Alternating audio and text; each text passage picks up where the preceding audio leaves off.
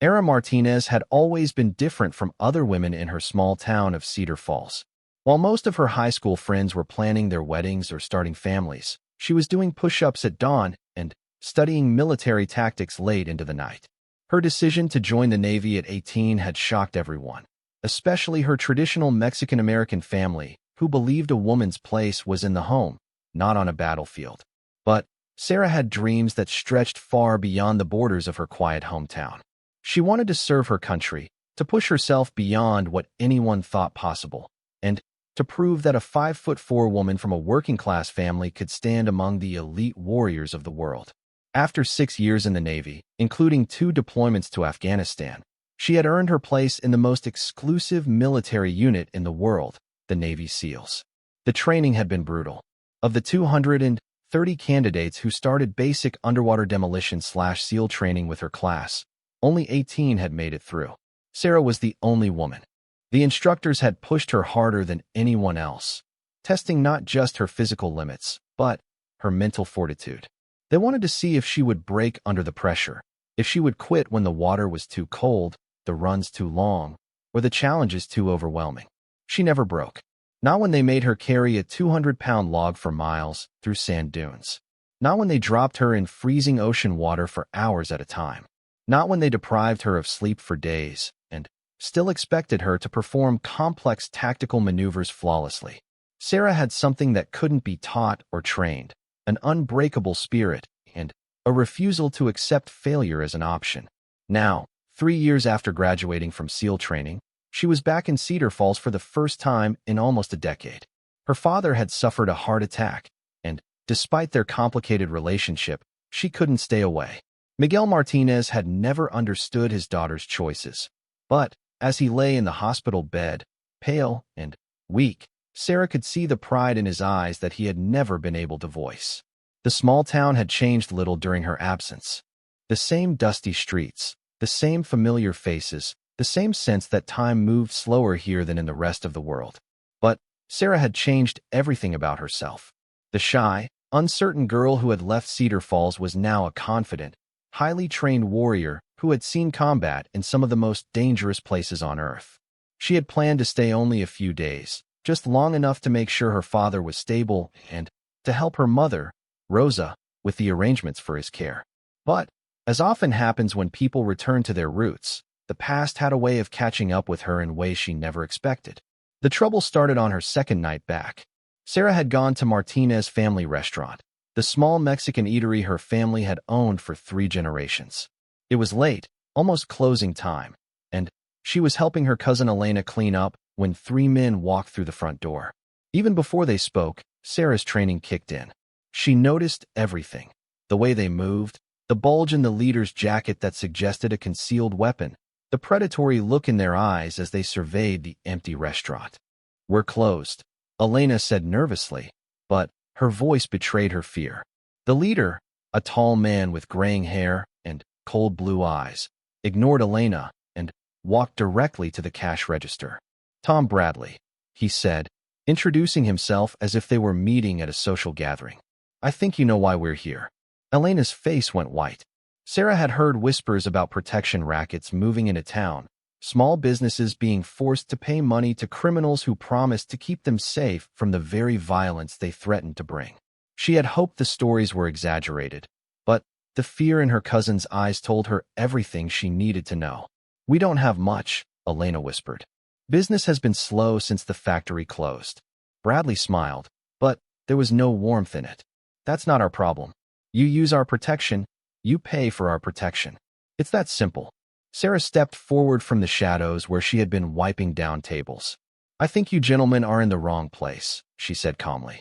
All 3 men turned to look at her. To them, she must have appeared to be just another small-town woman, probably a relative helping out with the family business. They had no way of knowing that the petite woman in jeans and a simple t-shirt could kill them all with her bare hands in less than 30 seconds.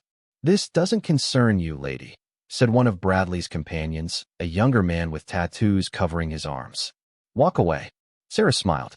It was the same smile she had worn in Afghanistan when Taliban fighters had underestimated her and her team.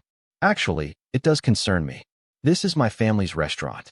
Bradley studied her more carefully now, as if trying to place her. You must be Miguel's daughter. We heard you were back in town. He paused, letting his eyes travel over her in a way that made Elena step closer to her cousin for protection. Military, right? Army, Marines, Navy, Sarah said simply. Well, Navy girl, here's how this works. Your family has been using our protection services for 6 months. They owe us $12,000 in back payments, plus interest. We're here to collect. Sarah felt her muscles tense, but she kept her voice level. I don't recall my family asking for any protection. The third man, who had been silent until now, laughed. They didn't ask. But after that unfortunate break-in they had last year, and the fire that almost destroyed the kitchen, they realized they needed our services. The pieces fell into place in Sarah's mind. The break-in and fire hadn't been random acts of violence. They had been orchestrated by these men to force her family into paying protection money. The thought of her elderly parents being terrorized by these criminals made her blood run cold. So you're saying you damaged my family's property and then offered to protect them from the same kind of damage you had just caused? Sarah asked. We're saying accidents happen to businesses that don't have proper protection, Bradley replied. And, unfortunately, your family hasn't been keeping up with their payments. Elena spoke up, her voice shaking. We've been paying what we can afford. Business has been terrible. People don't have money to eat out like they used to. That's not our problem, Bradley said. He nodded to his companions, and they began moving around the restaurant, ostensibly looking at the decorations but clearly intimidating the two women. We need $12,000 by Friday, or there might be another unfortunate accident. Sarah watched the men move through her family's restaurant, touching things that didn't belong to them, threatening people she loved. Every instinct she had developed over years of combat training was screaming at her to take action, but she forced herself to remain calm. She needed more information before she could formulate a plan. And if we pay you the $12,000, then what? She asked. Then, your family continues to receive our protection for the reasonable rate of $2,000 per month, Bradley said. $2,000? Elena gasped. That's more than we make most months. Bradley shrugged. Price of doing business in the modern world. Things are dangerous out there. Sarah had heard enough. These men were parasites, feeding off hard-working families who had no way to protect themselves. In Afghanistan, she had fought against terrorists who used similar tactics to control local populations. The only difference was geography. I need to think about this, Sarah said carefully. When do you need an answer? Like I said, Friday. 3 days. Bradley pulled a business card from his pocket and placed it on the counter. Don't do anything stupid, Navy girl. You might be tough, but you're just one person. We have a lot of friends in this town. As the 3 men prepared to leave, Bradley turned back to Sarah with that cold smile. Oh, and one more thing. We heard your daddy's in the hospital. Shame when old people have health problems. Sometimes they need more care than the hospital can provide. The threat was clear, and Sarah felt her control slipping for the first time. These men weren't just threatening her family's business. They were threatening her father's life. Any last words before we go? Bradley asked mockingly. Sarah looked at each of the 3 men, memorizing their faces, their builds, the way they carried themselves. Yeah, she said quietly. You just made a very big mistake. Bradley laughed. What's that supposed to mean? It means you picked the wrong family to threaten. The 3 men left, laughing among themselves as they climbed into a black SUV and drove away into the night.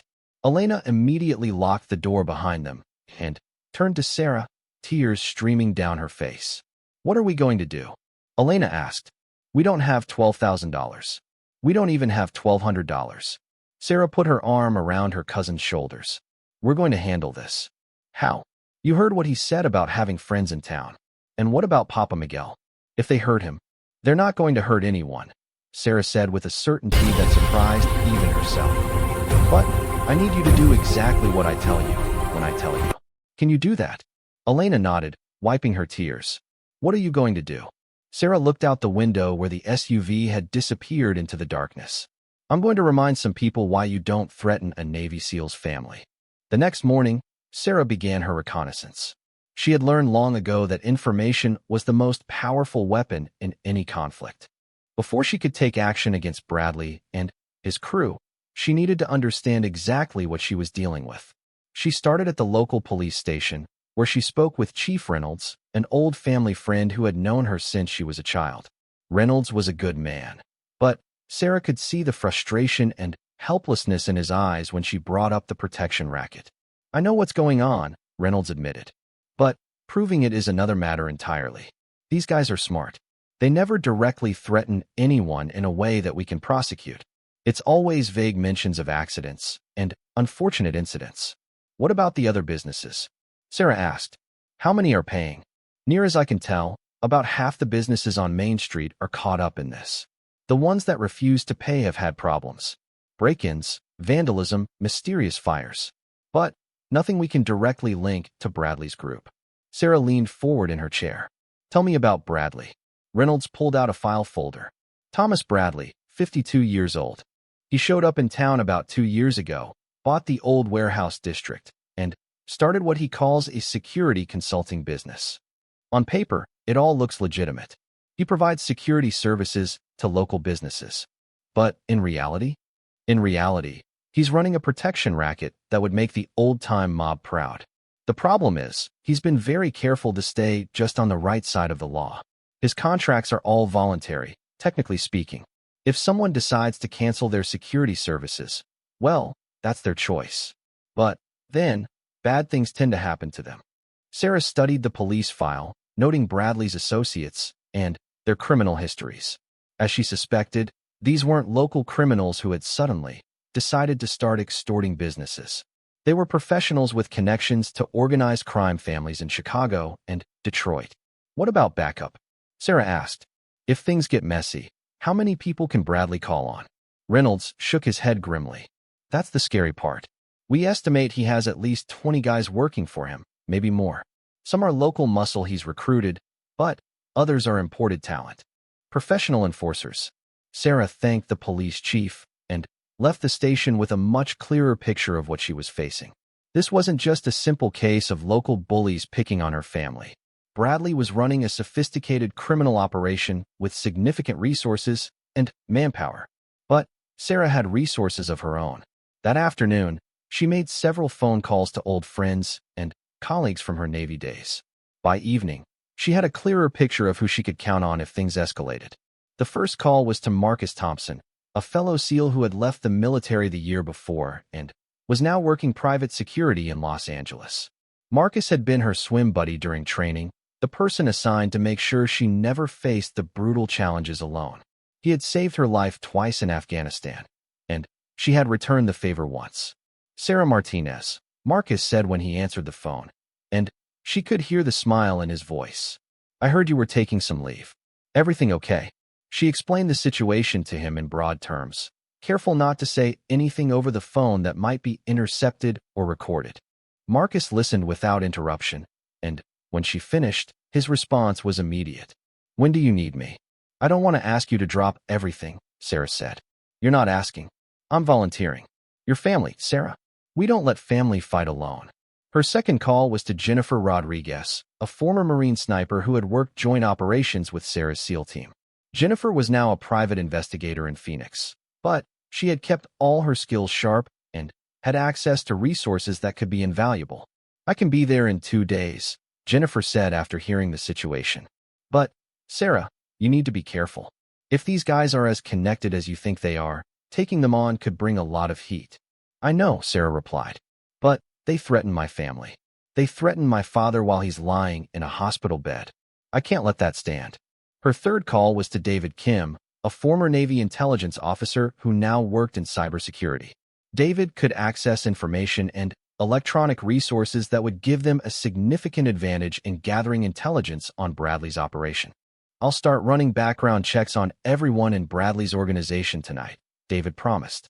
"By tomorrow, I'll know more about these guys than they know about themselves." As Sarah hung up the phone after the third call, she felt the familiar sensation she had experienced before every major operation during her military service.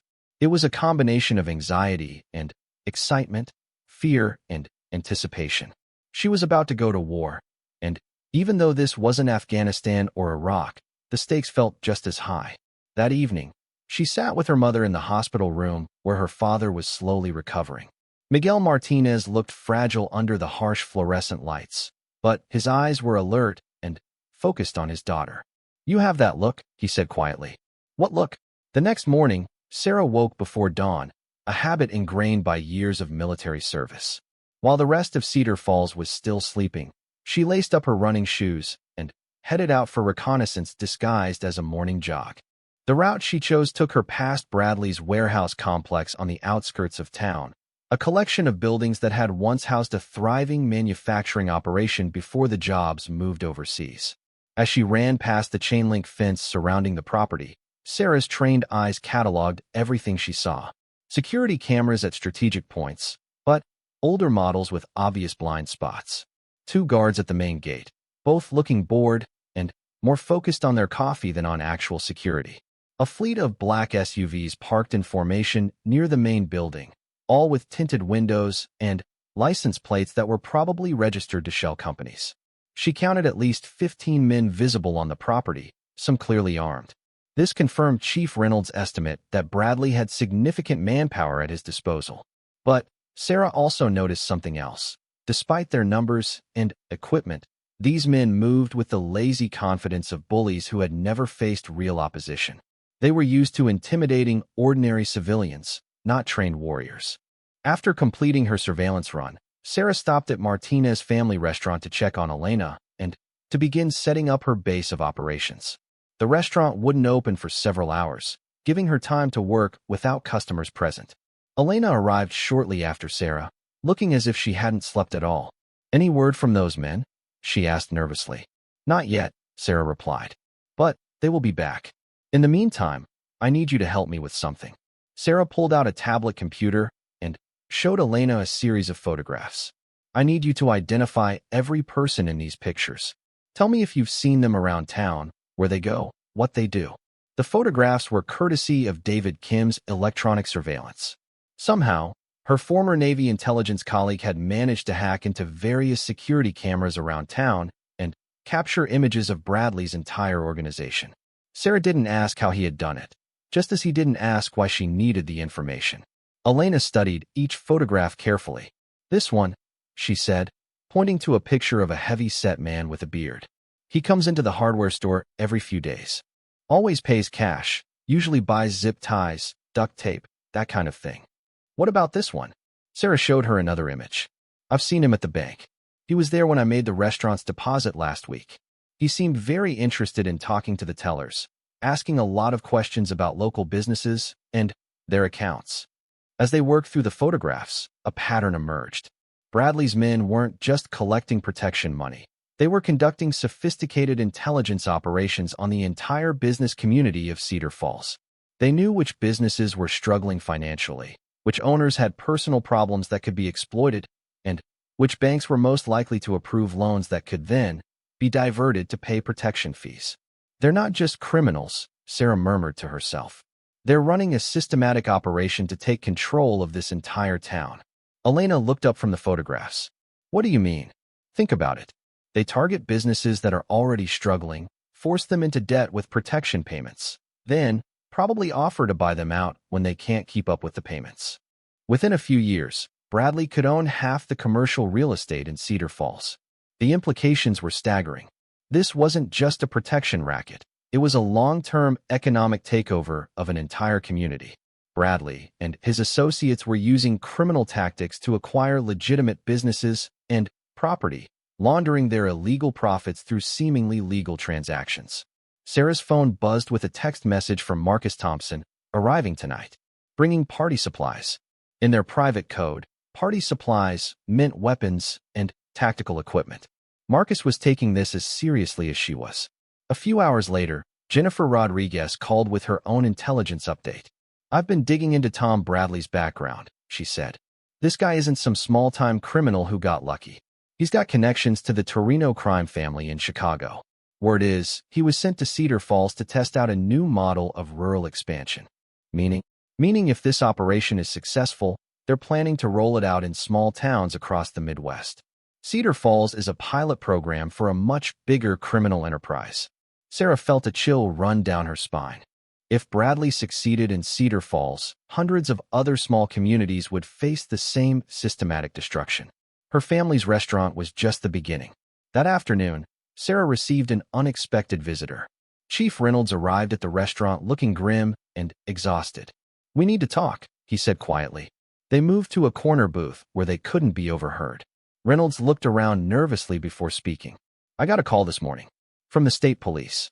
Apparently, someone filed a complaint about a federal agent conducting unauthorized surveillance in Cedar Falls." Sarah kept her expression neutral. "Federal agent?" "The complaint described someone matching your description. Said you were taking photographs of private property and asking questions about local businesses. The caller suggested you might be working for the DEA or FBI without proper authorization. And you know that's not true because I called your former commanding officer.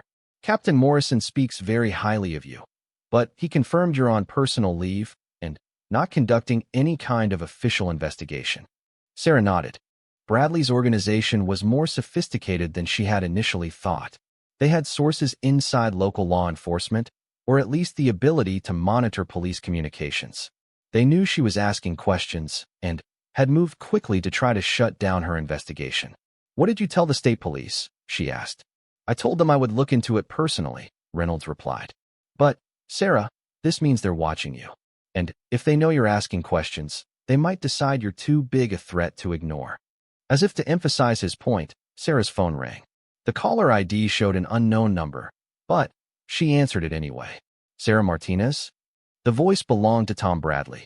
"Speaking. I think we need to have a conversation. Just you and me. Tonight." Sarah felt her pulse quicken, but kept her voice steady. "What did you have in mind?" "Meet me at the old grain elevator at midnight. Come alone, and don't do anything stupid." "And if I refuse?" Bradley's laugh was cold and humorless. "Then, tomorrow morning, your father might have a relapse. Hospital security can be so unpredictable these days." The line went dead. Sarah stared at her phone, fury building in her chest. Threatening her directly was one thing, but using her father as leverage crossed every possible line. Chief Reynolds had heard enough of the conversation to understand what was happening. "You can't meet with him alone," he said. "It's obviously a trap." "I know it's a trap," Sarah replied. "That's what makes it interesting." That evening, as darkness fell over Cedar Falls, Sarah prepared for what could be the most dangerous encounter of her life. She had faced Taliban fighters in the mountains of Afghanistan and terrorists in the cities of Iraq, but those enemies had been soldiers fighting a war. Bradley was a criminal willing to target innocent civilians, including her hospitalized father. She dressed in dark clothing and tactical boots, with a combat knife secured to her belt and a compact pistol holstered at her back. More importantly, she carried the most advanced piece of equipment David Kim had provided, a nearly invisible communication device that would allow Marcus and Jennifer to monitor the meeting and intervene if necessary. Marcus had arrived that afternoon, and Jennifer had driven through the night to reach Cedar Falls. Both were now positioned in strategic locations around the old grain elevator, providing overwatch for Sarah's meeting with Bradley. "You sure about this?" Marcus asked over the comm system as Sarah approached the meeting location. "I'm sure," she replied quietly. "These guys are used to dealing with frightened civilians. They don't know how to handle someone who fights back." The old grain elevator stood like a monument to Cedar Falls' agricultural past, its concrete silos reaching into the star-filled sky. The structure had been abandoned for years, and weeds grew through cracks in the pavement around its base. It was the perfect location for a clandestine meeting, isolated, with multiple exit routes, and far enough from town that gunfire wouldn't immediately attract attention. Sarah approached the building exactly at midnight, her senses alert for any sign of ambush. She could see Tom Bradley standing near the main entrance, but her training told her he wouldn't have come alone. Her suspicions were confirmed when she spotted movement in the shadows around the building's perimeter.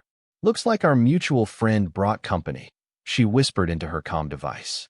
"I count at least 6 hostiles in addition to the primary target," Jennifer's voice responded. "Want us to move in?" "Negative. Let me see what he has to say first." Sarah walked toward Bradley with the confident stride of someone who had nothing to fear. As she got closer, she could see him more clearly in the moonlight. He was exactly what she had expected, a middle-aged man who had probably been physically imposing in his youth, but now relied more on intimidation and the threat of violence than on his own fighting ability. "Thank you for coming," Bradley said as she approached. "I was beginning to think you might not be as smart as I gave you credit for." "What do you want to talk about?" Sarah asked, stopping about 10 feet away from him. Bradley smiled and gestured to the abandoned industrial complex around them. "I want to talk about reality, about how things really work in the world." "Go ahead. I'm listening." "The reality is that your little military career doesn't mean anything here in the civilian world. You think because you learned how to shoot guns and follow orders that you're some kind of superhero, but you're not. You're just another small-town girl who's in way over her head." Sarah remained silent, letting him continue. "The reality is that I have 25 armed men in this town, and more available on short notice from Chicago. I have contacts in local law enforcement, state government, and federal agencies. I have more money than your entire family will see in their lifetimes, and I'm willing to spend whatever it takes to protect my business interests." "Interesting," Sarah said calmly. "What else?" Bradley took a step closer, his voice dropping to a menacing whisper. "The reality is that your father is lying helpless in a hospital bed, and it would be very easy for him to suffer complications from his condition. Medical equipment fails sometimes. Medications get mixed up. Nurses make mistakes." Sarah felt her self-control slipping, but forced herself to remain calm. "Is that a threat?" "It's a statement of fact. Bad things happen to people who interfere with my business operations." "I see. And what exactly do you want from me?" Bradley's smile widened. "I want you to convince your family to pay what they owe, and then I want you to get out of town and never come back. Cedar Falls doesn't need any more heroes." Sarah nodded thoughtfully, as if considering his offer. "That's an interesting proposition. But I have a counteroffer." "You're not in a position to make counteroffers." "Actually, I think I am."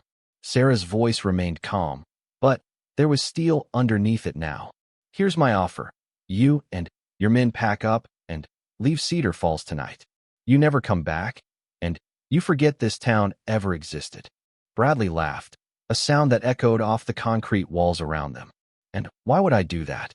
"Because if you don't, I'm going to destroy your entire operation. I'm going to dismantle your protection racket piece by piece, and then I'm going to make sure you spend the rest of your life in federal prison." "You? One person against my entire organization?" Sarah smiled for the first time since the conversation began. "Who said I was alone?" At that moment, red laser dots appeared on Bradley's chest and forehead, clearly visible in the darkness.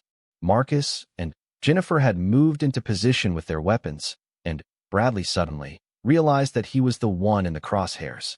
"Let me tell you about reality," Sarah said, her voice now carrying the authority of a trained killer. "The reality is that I'm not just another small-town girl. I'm a Navy SEAL with 3 combat deployments and more confirmed kills than you have fingers. The reality is that your 25 men are street criminals and bullies who have never faced a real warrior."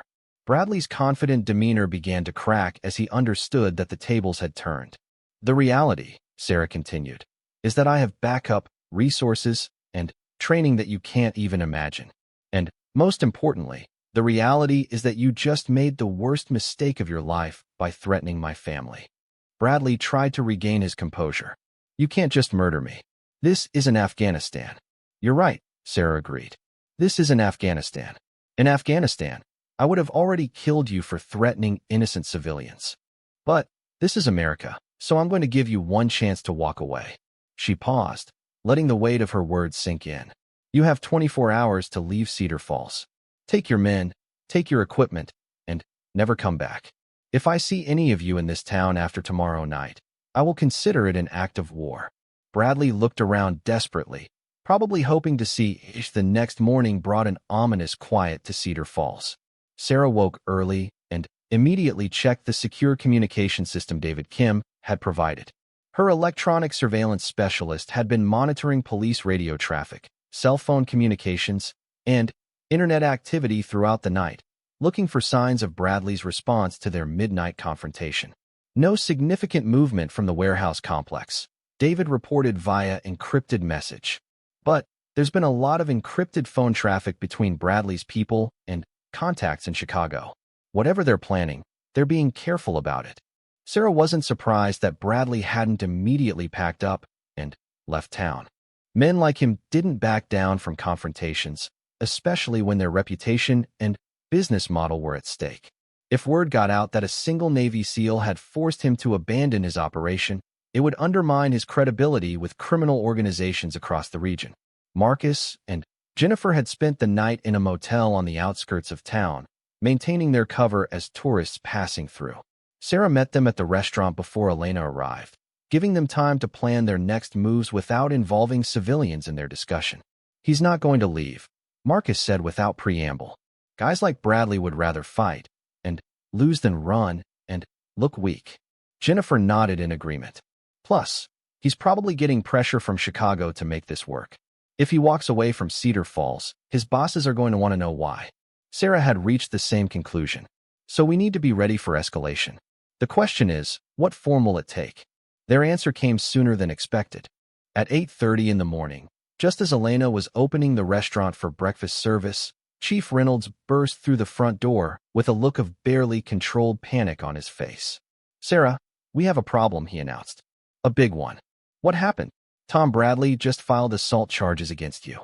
He's claiming that you threatened to kill him at gunpoint last night." Sarah felt a cold knot form in her stomach.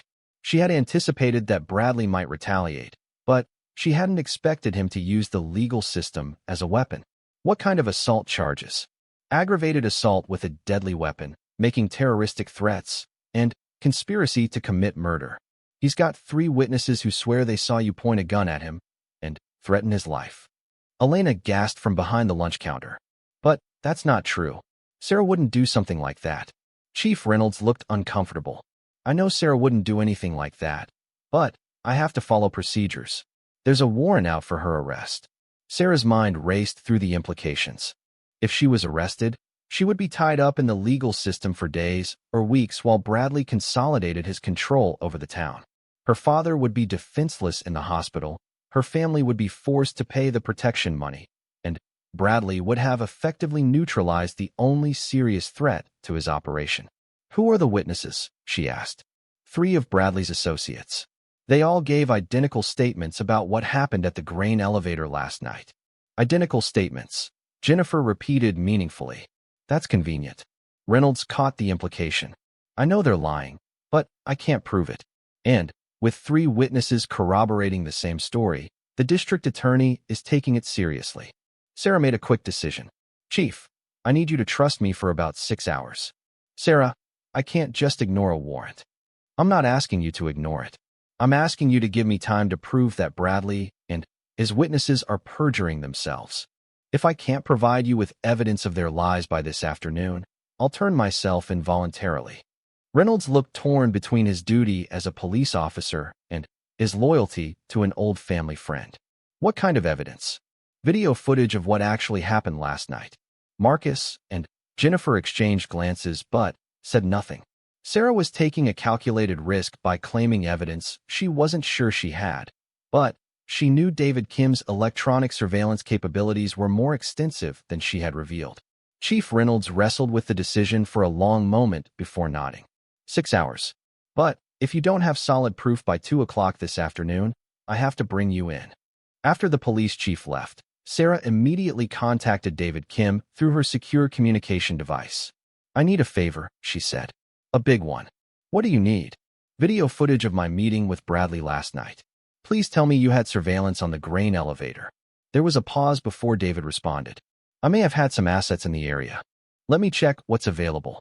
While David worked on retrieving video evidence, Sarah and her team prepared for the possibility that legal maneuvers were just the opening move in Bradley's retaliation. If he was willing to use perjury and false charges, he wouldn't hesitate to escalate to direct violence. "We need to assume your father is at risk," Marcus said bluntly. "If Bradley can't get to you through the courts, he'll try to force your hand by targeting your family." Sarah had already reached the same conclusion. She called her mother to warn her about the situation, careful not to reveal too much over a phone line that might be monitored. "Mama, I need you to listen carefully," she said. "There might be some problems at the hospital today. I want you to ask the staff to restrict Papa's visitors to immediate family only. Don't let anyone you don't know into his room. Rosa Martinez had raised 5 children and lived through enough crises to understand when her daughter was serious. What kind of problems? The kind that mean you should stay close to Papa today and call me immediately if anything seems wrong. An hour later, David Kim's voice came through the secure communication system with news that changed everything. I've got your video footage. But, Sarah, you need to see this. I'm sending it to your tablet now. Sarah opened the encrypted file David had transmitted and found herself watching crystal-clear video footage of her entire confrontation with Bradley the previous night. The quality was so good that she could read lips and see facial expressions clearly. But, as she watched the footage, Sarah realized that David had captured something much more valuable than just evidence of Bradley's perjury. The video showed several of Bradley's men positioning themselves around the grain elevator before the meeting, and, more importantly, it captured them discussing their plans over radio communications that David had somehow intercepted. Listen to the audio track, David instructed. Sarah played the enhanced audio and heard Bradley's voice clearly. If this seal bitch doesn't back down tonight, we move to phase 2 tomorrow. The old man has an accident at the hospital, and we make it look like natural complications. The video provided irrefutable evidence that Bradley had not only lied about the assault charges but had also explicitly planned to murder her father. More importantly, it gave Sarah legal justification for any actions she might need to take to protect her family. She immediately copied the footage and sent it to Chief Reynolds, along with a message. This is what really happened last night. Bradley and his witnesses committed perjury, and he's planning to murder my father. Within 30 minutes, Reynolds called back. Sarah, this changes everything. I'm issuing arrest warrants for Bradley and his associates immediately. How long will that take? I'm coordinating with the state police and FBI. We should have teams in place within 2 hours. But Sarah's relief was short-lived. Jennifer, who had been monitoring police scanner traffic, suddenly held up her hand for silence. We have a problem, she announced. I'm picking up radio chatter about a medical emergency at the hospital. Sarah's blood ran cold. What kind of emergency?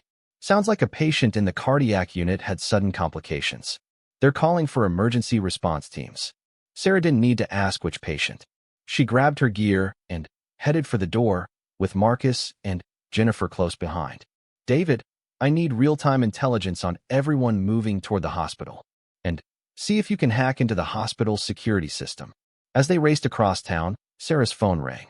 The caller ID showed it was her mother, and Rose's voice was filled with panic when Sarah answered. Mija, something's wrong with your father. The machine started beeping, and his heart rate spiked. The doctors are here, but there are also some men I don't recognize asking questions about his condition. Where are you right now? In the family waiting room. They made me leave the room while they work on him. Mama, listen carefully. I want you to go to the nurse's station and stay there until I arrive. Don't go back to Papa's room, and don't talk to anyone you don't know. Sarah ended the call and pressed harder on the accelerator. Bradley wasn't waiting for the legal system to resolve the assault charges. He was moving immediately to eliminate the threat her family posed to his operation. They reached the hospital in record time, and Sarah's training immediately kicked in as she assessed the situation. The parking lot contained several vehicles that didn't belong. Black SUVs with tinted windows parked in locations that would allow quick escape routes. At least 4 hostels in the parking area, Marcus observed. Probably more inside. Jennifer pointed to a service entrance on the side of the building. We can get in that way and avoid the main lobby. As they approached the hospital, David Kim's voice came through the communication system. I'm in their security network. Your father's vital signs actually stabilized 10 minutes ago, but there are 2 men in his room who aren't medical personnel. They appear to be tampering with his drip. Sarah felt a surge of fury that threatened to overwhelm her tactical judgment. Bradley's men weren't just threatening to hurt her father. They were actively trying to murder him while he lay helpless in a hospital bed. Can you trigger the fire alarm? She asked David. Already working on it. Give me 30 seconds. The fire alarm began blaring throughout the hospital complex, and Sarah watched through the windows as staff and visitors began evacuating according to emergency procedures. The chaos would provide cover for her team's infiltration while also forcing Bradley's men to either abandon their mission or reveal themselves by staying in the building.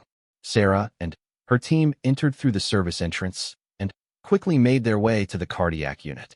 The evacuation was proceeding smoothly, but Sarah noticed that several men in civilian clothes were moving against the flow of traffic, heading deeper into the hospital instead of toward the exits.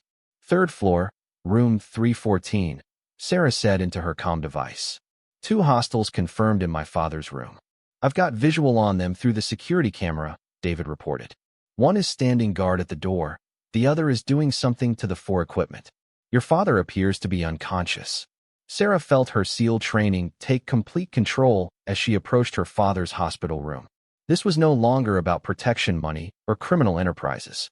This was about saving her father's life and stopping men who were willing to murder a helpless patient to achieve their goals.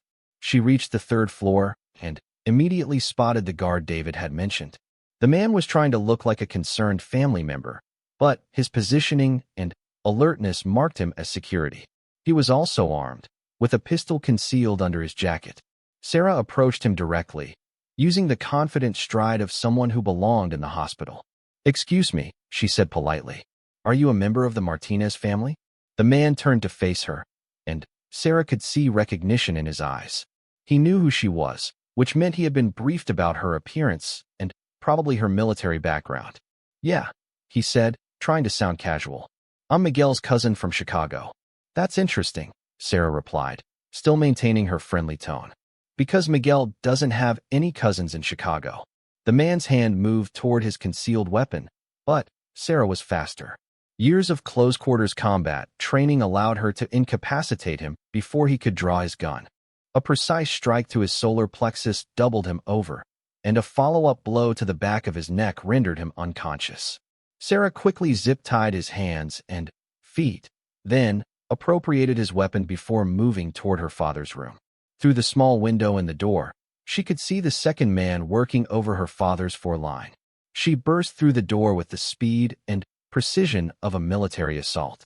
The second intruder looked up in surprise, abandoning whatever he was doing to the 4 equipment and reaching for his own weapon. "Step away from my father," Sarah commanded, her voice carrying the absolute authority of someone prepared to kill. The man hesitated, probably weighing his chances against a trained Navy SEAL. Sarah didn't give him time to reach a conclusion.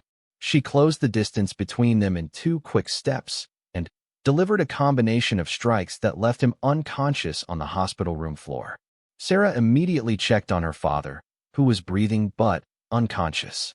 The foreline had been tampered with, and there was a syringe on the nearby table that contained an unknown substance. She carefully removed the contaminated 4 and called for medical assistance. "David, I need you to contact hospital security and tell them there are 2 unconscious men on the 3rd floor who attempted to murder a patient. Also, have them test whatever substance is in this syringe."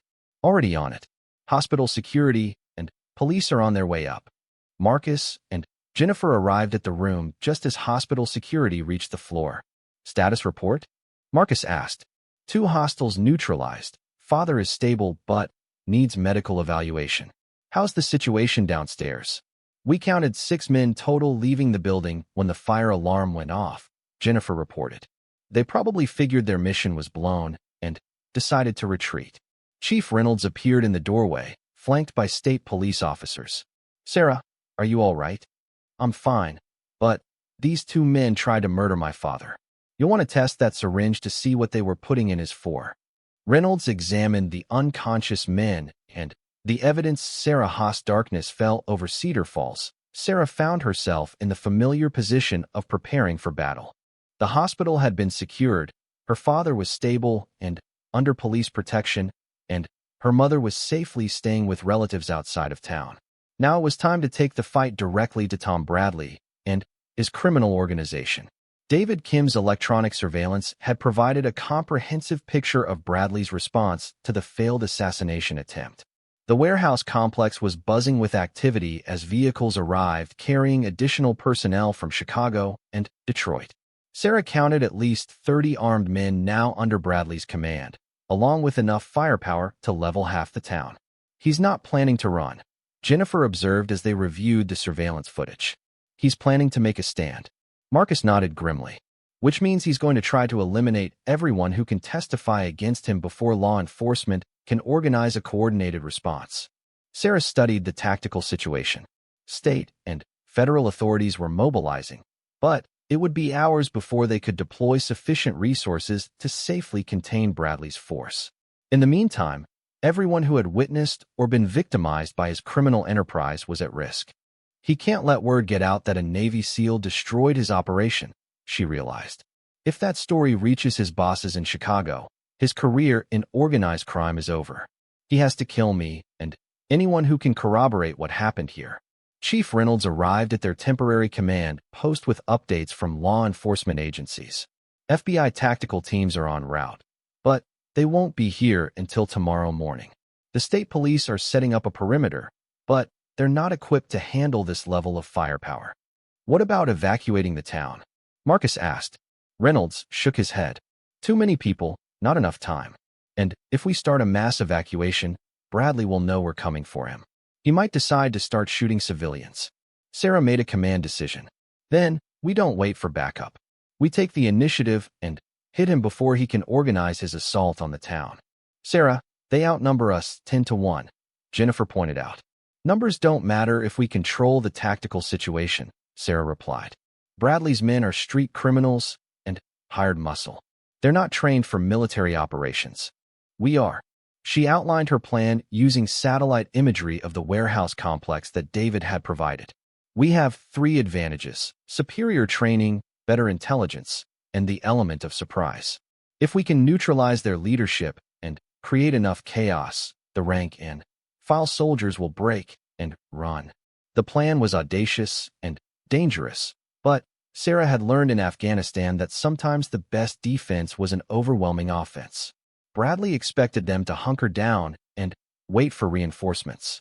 Instead, they would strike at the heart of his operation and decapitate his command structure. Marcus and Jennifer listened to the tactical briefing with the focused intensity of experienced warriors.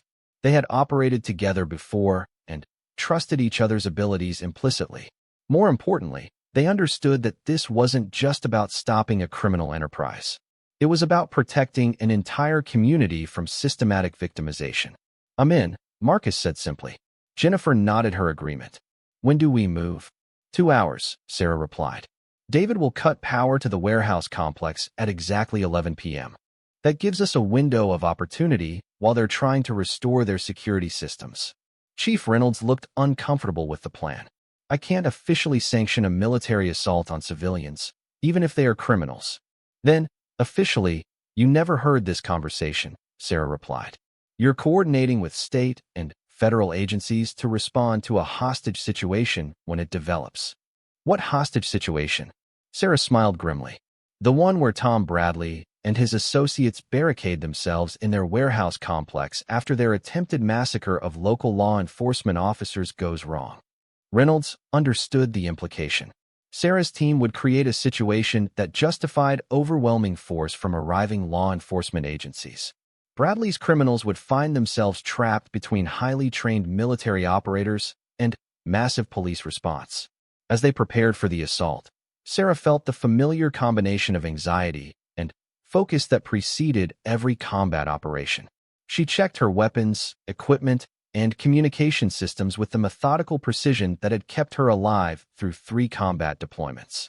The pistol she had taken from Bradley's assassin was supplemented by gear Marcus had brought from Los Angeles: night vision equipment, tactical body armor, and explosive devices that could breach doors or create diversions. Jennifer contributed her sniper rifle and enough ammunition to sustain a prolonged firefight. Most importantly, David Kim would provide real-time intelligence throughout the operation. His ability to monitor communications, control electronic systems, and provide overwatch through security cameras would give them a decisive advantage over Bradley's force. At 10:30 p.m., the 3 operators moved into position around the warehouse complex.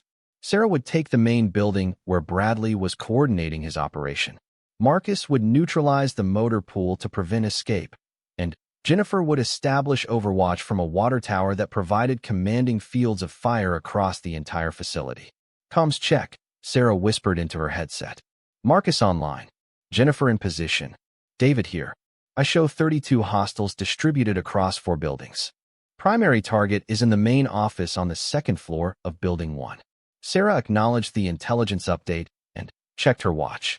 In 30 minutes, the power would go out and the assault would begin. Everything she had learned about warfare, tactics, and leadership would be tested in the next hour. At exactly 11 p.m., the warehouse complex plunged into darkness as David remotely severed the main power lines. Emergency lighting activated in some buildings, but the security cameras and communication systems were down. Bradley's men found themselves operating blind just as 3 highly trained military specialists launched a coordinated assault on their positions. Sarah breached the main building through a service entrance, using night vision equipment to navigate the darkened corridors. She could hear confused voices and the sound of men stumbling around in the dark, trying to understand what had happened to their power grid. The first 2 guards she encountered never knew what hit them. Years of close-quarters combat training allowed her to incapacitate them silently and efficiently. She zip-tied their hands and feet, appropriated their weapons, and continued toward the stairway leading to Bradley's 2nd-floor office. Building 1, 2 hostiles down, she reported quietly. Motor pool secured, Marcus responded. 8 vehicles disabled, for hostiles neutralized. Jennifer's voice came through the headset with sniper-like precision. Overwatch active. I count 6 hostiles moving toward Building 1, probably responding to the missing guards. Sarah reached the 2nd floor and immediately identified which office Bradley was using. Light from battery-powered emergency lanterns spilled out from under the door, and she could hear multiple voices engaged in heated discussion. She positioned herself outside the office and listened to the conversation inside. Bradley's voice was clearly identifiable, and he was coordinating his men's response to what they assumed was a power outage caused by a storm. Get teams to check the perimeter, Bradley ordered. And somebody get those generators online. I don't like being blind. Boss, we can't raise half our guys on the radio, another voice replied. Then, send runners. I want a full report on our security status in 10 minutes. Sarah smiled grimly. Bradley still thought he was dealing with a technical problem, not a military assault. His men were scattered, confused, and operating without coordination or intelligence. It was time to introduce chaos into his command structure. She pulled out one of Marcus's explosive devices and attached it to the office door. The small charge was designed to breach without causing casualties, but it would certainly get everyone's attention. Fire in the hole, she whispered into her headset, then triggered the explosive. The door disintegrated in a flash of light and sound, and Sarah was through the opening before the debris stopped falling. 4 men were in the office: Bradley, 2 bodyguards, and a man she recognized as his second-in-command from the surveillance photos. The bodyguards were reaching for their weapons, but they were too slow and too disoriented by the explosion. Sarah's training took over, and she moved through the room like a force of nature, incapacitating threats with the efficiency of a professional killer. Within 10 seconds, both bodyguards were unconscious on the floor. The second-in-command had his hands raised in surrender, wisely recognizing that resistance would be futile. Only Bradley remained standing, his face pale with shock and fear. "Hello, Tom," Sarah said calmly. "We need to finish our conversation." Bradley tried to maintain his composure, but Sarah could see the panic in his eyes. "You can't just break in here and assault people. I have rights." "So did my father when your men tried to murder him in his hospital bed," Sarah replied. "So did every business owner you extorted and every family you terrorized." "You don't understand how things work," Bradley stammered. "This is bigger than just Cedar Falls. I have partners, obligations. You can't just shut down an operation this size." Sarah keyed her radio. "David, patch me into Bradley's communication system. I want to send a message to his friends in Chicago."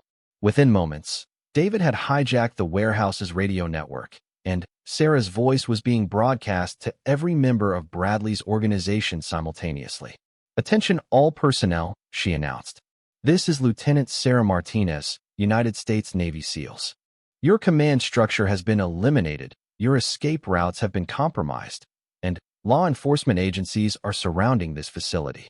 You have 5 minutes to lay down your weapons and surrender peacefully. Anyone who attempts to resist will be engaged with lethal force. The psychological impact was immediate and devastating. Bradley's men had signed up to intimidate small-town business owners, not to fight trained military professionals. The revelation that they were facing a Navy SEAL, combined with the obvious failure of their leadership and security, broke their morale completely. Through her earpiece, Sarah could hear Jennifer's reports. Multiple hostiles evacuating the perimeter. Looks like they're abandoning their positions and fleeing on foot. Marcus confirmed similar observations. Motor pool area is clear. At least a dozen men just ran into the woods. Within minutes, Bradley's 30-man force had disintegrated. Most of his soldiers simply melted away into the darkness, unwilling to risk their lives for an operation that was clearly doomed. Only a handful of core associates remained, and they were quickly rounded up by Sarah's team. Chief Reynolds arrived with state police backup just 6 months after the destruction of Tom Bradley's criminal organization. Cedar Falls had transformed into something its residents had hardly dared to hope for. The town that had once cowered under the threat of protection rackets now buzzed with renewed economic activity and community pride. Sarah Martinez stood in the doorway of her family's restaurant, watching the evening crowd that had become a nightly occurrence since word spread about what had happened to the criminals who had tried to control their community. The trial of Tom Bradley and his associates had concluded 3 weeks earlier, resulting in federal convictions that would keep them in prison for decades. The evidence Sarah's team had gathered, combined with testimony from dozens of victimized business owners, had painted a picture of systematic criminal exploitation that shocked even experienced federal prosecutors. More importantly, the investigation had exposed the broader network of organized crime families that had been planning to replicate Bradley's model in small towns across the Midwest. The FBI's subsequent operations had prevented similar criminal enterprises from taking root in communities throughout the region. Sarah's father, Miguel Martinez, had made a complete recovery from his heart attack and the assassination attempt. The experience had changed him in ways that surprised everyone, including himself. The man who had once questioned his daughter's choice to join the military now spoke with obvious pride about her service and her protection of their family and community. "Mija," he said as Sarah helped him close the restaurant for the evening, "I owe you an apology." "For what, Papa?" "For not understanding what you were becoming when you left for the Navy. I thought I was losing my little girl to a dangerous world that would change her into someone I wouldn't recognize." Sarah smiled and took her father's arm as they walked toward the parking lot. "I did change, Papa. But I changed into someone who could protect the people I love." Miguel nodded slowly. "That's what I understand now. You didn't abandon your family to become a soldier. You became a soldier to protect your family." The relationship between Sarah and her hometown had evolved as well. She had decided to leave active duty and establish a private security consulting firm based in Cedar Falls. Her military experience and the reputation she had earned during the Bradley affair had attracted clients from across the region who needed expert protection services.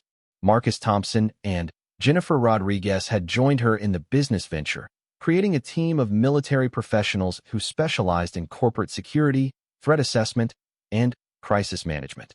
Their first major contract had come from the state government, which hired them to develop security protocols for rural communities that might be targeted by organized crime. David Kim continued to provide electronic intelligence and cybersecurity services from his base in Silicon Valley, but he had become an integral part of their operations. The combination of military training and advanced technology had proven extraordinarily effective in both preventing and responding to criminal threats.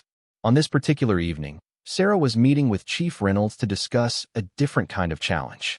Word of Cedar Falls' successful resistance to organized crime had spread, and the town was attracting attention from unexpected sources. "We've got reporters calling every day," Reynolds explained as they sat in his office. "They want to interview you, document what happened, maybe even make a movie about it." Sarah shook her head. "I'm not interested in publicity. What we did here wasn't about creating a story for the media. It was about protecting our community." "I understand that, but there might be value in telling the story. Other towns facing similar problems could learn from what happened here. Reynolds had a point, but Sarah was reluctant to become a public figure. She had seen how media attention could distort events and create unrealistic expectations. The last thing she wanted was for other communities to think that all they needed was a single Navy SEAL to solve their problems. "What about the business owners who were victimized?" she asked. "Have they been able to recover?" "Better than recover," Reynolds replied with a smile. "The Main Street Business Association is actually reporting the best year they've had in a decade. People are investing in the community again, opening new businesses, hiring employees." It was true. Sarah had seen the evidence every day as she walked through downtown Cedar Falls. Storefronts that had been empty for years were now occupied by thriving enterprises. Young families who had left for opportunities in larger cities were returning to raise their children in a place they knew was safe. Elena had expanded Martinez Family Restaurant to include catering services and had hired 3 additional employees to handle the increased business. The success had allowed her to pursue her dream of attending culinary school while still helping run the family business. But perhaps the most significant change was in the attitude of Cedar Falls residents themselves. The experience of standing up to organized crime and winning had transformed a community that had been gradually losing hope into one that believed in its own future. Sarah's phone buzzed with a message from Jennifer, who was conducting a security assessment for a manufacturing company in the next county. Possible situation developing. Similar pattern to what we saw with Bradley's operation. "Can you review the preliminary report?" Sarah opened the encrypted file Jennifer had sent and immediately recognized the signs. Small businesses being pressured to pay for unnecessary security services, mysterious accidents affecting companies that refused to cooperate, and a pattern of financial exploitation designed to gradually transfer ownership of local assets to outside interests. "We may have another problem," she told Chief Reynolds. Reynolds read over the report and frowned. "Looks like someone else is trying to replicate Bradley's model. Or his former associates are trying to rebuild their operation in a different location." This was the challenge Sarah had anticipated. Destroying one criminal organization didn't eliminate the underlying conditions that made such enterprises possible. Small communities across rural America remained vulnerable to systematic exploitation by criminals who understood how to exploit isolation, limited resources, and local political weakness. But Sarah also knew that Cedar Falls had developed something that could be replicated in other communities. The knowledge that ordinary people could successfully resist organized crime if they had proper leadership, coordination, and support. That evening, Sarah convened a video conference with Marcus, Jennifer, and David to discuss the emerging situation. The new criminal enterprise was operating about 60 miles away in a town called Millbrook, and early intelligence suggested they were using an updated version of Bradley's tactics. "They're being more careful about documentation and avoiding direct threats," Jennifer reported. "But the end result is the same. Local businesses are being forced to pay money to criminals who promise protection from the very violence they're prepared to deliver." Marcus added his own intelligence from contacts in law enforcement. "The timing suggests this isn't a coincidence. Someone with knowledge of Bradley's operation is coordinating this new enterprise." David's analysis was particularly troubling. "I've detected electronic surveillance of Millbrook businesses and residents that's remarkably similar to what Bradley was doing here. Someone is definitely using the same playbook." Sarah made a decision that would define the next phase of her life and career. "Then, we're going to Millbrook. If someone is using Bradley's model to victimize another community, we're going to stop them." "Are you sure?" Marcus asked. "This could become a pattern. Every time we shut down one operation, they might just move to a different town. Then, we'll follow them," Sarah replied. "And, eventually, word will get around in criminal circles that trying to exploit small communities isn't a profitable business model anymore." The idea of becoming a traveling force for justice appealed to Sarah in ways she hadn't expected. Her military training had prepared her to protect American communities from foreign threats. But the experience in Cedar Falls had shown her that domestic threats could be just as dangerous and far more insidious. Chief Reynolds had been listening to the conversation, and he offered a suggestion that surprised everyone. "What if you didn't have to chase these criminals from town to town? What if you could create a network of communities that were prepared to resist this kind of exploitation? Sarah turned to look at him with interest. What do you mean? I mean, we train local law enforcement, business leaders, and community organizations to recognize the early signs of these criminal enterprises and respond effectively before they can establish control. The concept was intriguing. Instead of playing defense by responding to criminal activities after they had already taken root, they could teach communities to recognize and resist exploitation attempts from the beginning. Jennifer immediately saw the potential. We could develop training programs, communication networks, and rapid response protocols. Turn isolated communities into a coordinated defense system. David nodded enthusiastically. I could provide secure communication and intelligence sharing between participating communities. If criminals tried to move from one town to another, we'd know about it immediately. Marcus, ever the tactician, was already thinking about implementation. We need law enforcement cooperation at the state and federal level, and funding to make it sustainable. Sarah felt the excitement of a new mission taking shape. This was bigger than protecting Cedar Falls or even stopping the criminals in Millbrook. This was about creating a systematic defense against organized crime exploitation of rural America. We'd need a headquarters, she said, thinking out loud. Somewhere central, with good communications and transportation access. Chief Reynolds smiled. I might have a suggestion for that. He led them to the window of his office, which provided a view of the restored downtown area of Cedar Falls. This community owes you everything, Sarah. I think you'd find a lot of support for basing your operation here. Sarah looked out at the town that had raised her, the place she had left to become a warrior and returned to as a protector. The idea of making Cedar Falls the headquarters for a broader mission to protect communities like it felt right in ways she couldn't completely explain. The Martinez Institute for Community Defense, Elena suggested when Sarah explained the concept to her family that evening, has a nice ring to it. Miguel Martinez, who had listened to his daughter's plans with the focused attention he once reserved for business decisions, offered his own perspective. As Sarah was zip-tying Bradley's hands.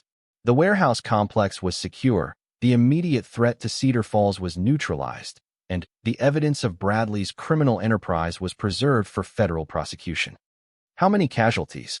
Reynolds asked as he surveyed the scene. 0 fatalities, multiple suspects in custody, Sarah reported. Bradley's organization has effectively ceased to exist. As dawn broke over Cedar Falls, the full scope of Sarah's victory became apparent. FBI agents were processing evidence that would dismantle not just Bradley's local operation, but the larger criminal network that had spawned it. Financial records, communication logs, and testimony from captured associates provided a roadmap to prosecuting organized crime activities across multiple states. Tom Bradley, who had terrorized an entire community and attempted to murder a hospitalized man, now sat in handcuffs in the back of a police car. His empire of fear and extortion had been destroyed by a single Navy SEAL who refused to let her family become victims. But, as Sarah watched federal agents catalog the evidence of Bradley's crimes, she knew the real victory wasn't in the arrests or the destroyed criminal enterprise. The real victory was in the faces of the business owners who no longer had to fear protection rackets, in the children who could walk safely through their town, and in the knowledge that sometimes one person really could make a difference. Her father would recover from his heart attack and the attempt on his life. Martinez Family Restaurant would continue serving the community it had fed for 3 generations. And Cedar Falls would remain the kind of small town where families could build honest lives without fear of criminal exploitation.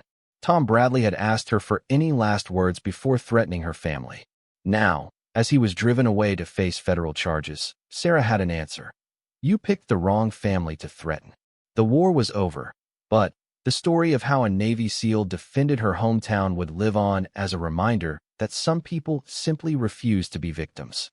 Preserved. This is attempted murder, possibly conspiracy to commit murder. Combined with the video footage you provided, we have enough to bring down Bradley's entire operation. But Sarah knew the fight wasn't over yet. Bradley had escalated to attempted murder, which meant he was desperate and dangerous. A cornered criminal with significant resources and manpower was capable of almost anything. Chief, Bradley still has 20-plus men in this town, she reminded him. When he finds out his team failed to kill my father and that you have video evidence of his crimes, he's going to become extremely desperate. As if to emphasize her point, Sarah's secure communication device buzzed with an urgent message from David Kim. Multiple vehicles leaving the warehouse complex at high speed. Looks like they're mobilizing their entire force. Reynolds immediately began coordinating with state and federal law enforcement agencies to respond to the escalating situation. But Sarah knew that help might not arrive in time to prevent Bradley from making a final, desperate play. We need to assume he's going to try to eliminate all witnesses and escape, she told Marcus and Jennifer. That means my family, Chief Reynolds, and anyone else who can testify against him. Jennifer checked her weapon and communication equipment. So what's the play? Sarah looked at her father, who was beginning to regain consciousness under the care of medical staff. Miguel Martinez had survived his heart attack and the attempt on his life, but he wouldn't be safe until Bradley's organization was completely dismantled. The play is simple, Sarah said. We end this tonight. Bradley wanted a war, and now he's got one. As evening approached, Sarah realized that everything she had learned as a Navy SEAL was about to be tested in the streets of her hometown. Bradley's desperation would make him more dangerous than ever, but it would also lead to mistakes that a trained warrior could exploit.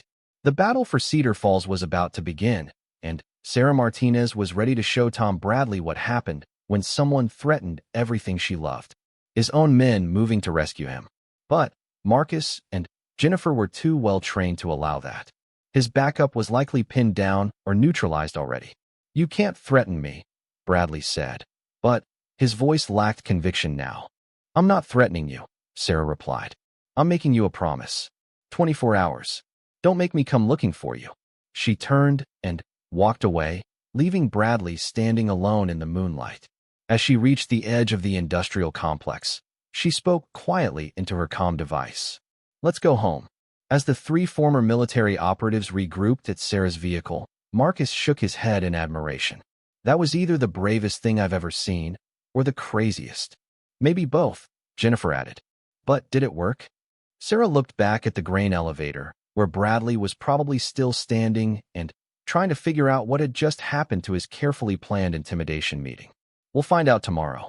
But I have a feeling Mr. Bradley isn't used to having someone call his bluff. And if he doesn't leave? Marcus asked. Sarah's smile was cold and determined. Then, we remind him why Navy SEALs have a reputation for finishing what they start. As they drove back toward town, Sarah felt a familiar sensation from her military days, the calm that comes after the first contact with the enemy. The opening moves had been made, and now both sides understood what they were facing. Bradley's organization had superior numbers and local resources, but Sarah's team had superior training, discipline, and motivation. More importantly, Sarah now understood that this conflict was about much more than her family's restaurant or even the future of Cedar Falls. If Bradley's criminal model succeeded here, it would be replicated in small towns across America. She wasn't just fighting for her family. She was fighting to prevent the systematic destruction of communities like the one that had raised her. The war had begun, and Sarah Martinez was ready to show Tom Bradley and his organization what happened when they made the mistake of threatening a Navy SEAL's family. The same look you had when you told us you were joining the Navy. The look that says you've made a decision and nothing is going to change your mind. Sarah smiled. Her father had always been more perceptive than she gave him credit for. There are some problems with the restaurant, but I'm going to handle them. Miguel reached for her hand. Mija, I know I haven't always understood your choices, but I want you to know that I'm proud of what you've become. You're stronger than any of us ever imagined. I learned that strength from you, Papa. From watching you work 16-hour days to keep the restaurant going, from seeing you provide for our family no matter what obstacles you faced. This problem with the restaurant, Miguel said carefully. It's dangerous, isn't it? Sarah squeezed his hand. Nothing I can't handle. That night, as she lay in her childhood bedroom looking up at the ceiling, Sarah began planning her campaign against Tom Bradley and his organization. She had 3 days before Bradley expected an answer about the $12,000. 3 days to gather intelligence, position her resources, and prepare for a conflict that would determine not just the fate of her family's restaurant, but the future of everyone in Cedar Falls who was being victimized by these criminals. In Afghanistan, Sarah had learned that the best defense was often a devastating offense. Bradley and his men expected her family to cower in fear, to pay them money and submit to their control. They expected her to be just another victim. They were about to learn that Navy SEALs don't make good victims. They make very bad enemies. As she drifted off to sleep, Sarah's last conscious thought was a promise she made to herself and to her family. By the end of the week, Tom Bradley and his protection racket would no longer be a threat to anyone in Cedar Falls. She just had to make sure she was still alive to see it happen.